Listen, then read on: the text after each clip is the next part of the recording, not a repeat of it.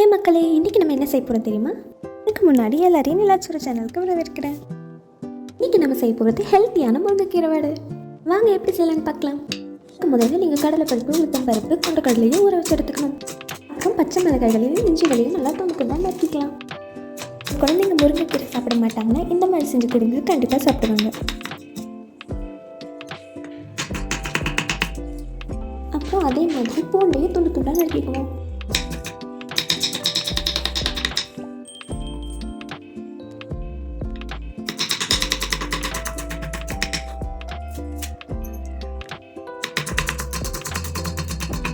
இப்போ ஒரு பெரிய வெங்காயத்தை நல்லா பொடி பொடியாக நறுக்கி எடுத்துக்குவோம்.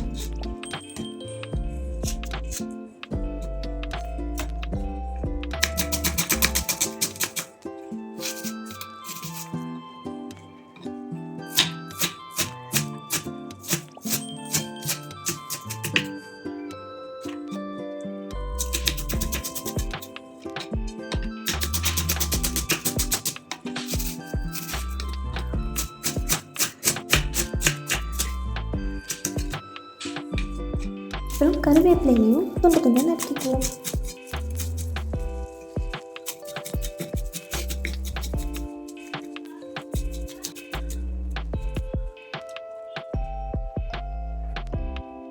அதே போல கொத்தமல்லியும் நறுக்கி எடுத்துக்குவோம்.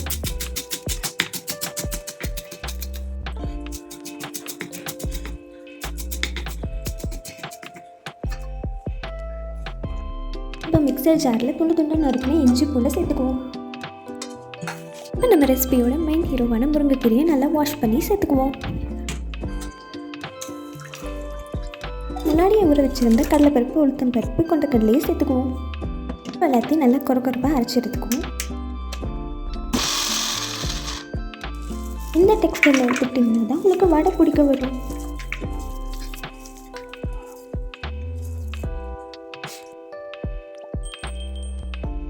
இப்போ இதெல்லாம் கட் பண்ணி வச்சுருக்க பச்சை மிளகாய், கருவேப்பிலை, கொத்தமல்லியை சேர்த்துக்குவோம்.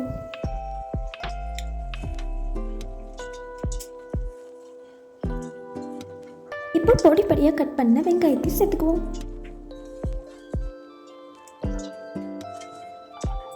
இப்போ நம்ம டேஸ்ட்டுக்கு தகுந்த மாதிரி உப்பு சேர்த்துக்கலாம். அப்புறம் ஜீரணத்துக்காக ஜீரகமும் சேர்த்துக்குவோம். இப்போ எல்லாத்தையும் உங்கள் கையால் நல்லா பிசைஞ்சு கலந்து விடுங்க. இந்த மாதிரி எல்லாத்துக்கும் நல்லா மசாஜ் கொடுத்ததுக்கப்புறம் இது எல்லாத்தையும் நம்ம குட்டி குட்டி பால்ஸாக உருட்டி எடுத்துக்கலாம்.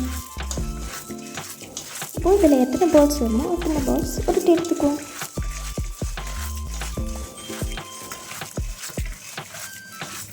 இதோ இந்த மாதிரி அழகாக குட்டி குட்டியாக உருட்டி எடுத்துக்கோங்க. இதுதான் நம்ம வடையாக தட்டி போட போகிறோம்.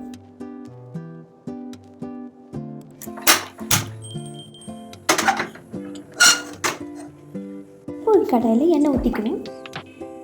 எண்ணெய் நல்லா சூடான பிறகு நம்ம குட்டி குட்டியாக ஊற்றி வச்சுருக்க பால்ஸை உங்கள் உள்ளங்கையில் நல்லா இந்த மாதிரி தட்டி போட்டுக்கோங்க.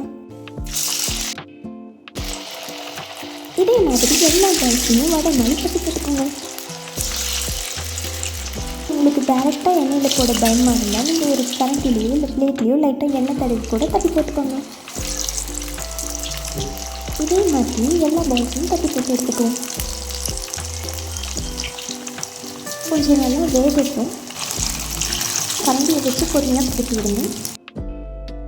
பச்சை கலரில் இருக்க இந்த வடை எல்லாமே ஒரு வடைக்கான கோல்டன் ப்ரௌன் கலர் வர வரைக்கும் பொறுத்து எடுத்துக்குவோம். முருங்கைக்கீரையில் ஹீமோகுளோபின் லெவலும் அயர்ன் கண்டென்ட்டும் நிறையவே இருக்குது. அதனால கண்டிப்பாக இது உங்கள் குழந்தைங்களுக்கும் செஞ்சு கொடுங்க. பாருங்கள், ஆல்மோஸ்ட் குக் ஆகிடுச்சு. இப்போ பாருங்கள், நம்ம ஹெல்த்தியான கிறிஸ்பியான முருங்கைக்கீரை வடை ரெடி ஆகிடுச்சு. இந்த ரெசிபி பிடிச்சிருந்தா லைக் அண்ட் ஷேர் பண்ணிவிட்டு நம்ம சேனலை சப்ஸ்கிரைப் பண்ணிக்கோங்க. வேறு என்ன டிஷ் பண்ணலான்னு கமெண்ட் பண்ணிவிட்டு போங்க. தேங்க்ஸ் ஃபார் வாட்சிங். பாய் மக்களே.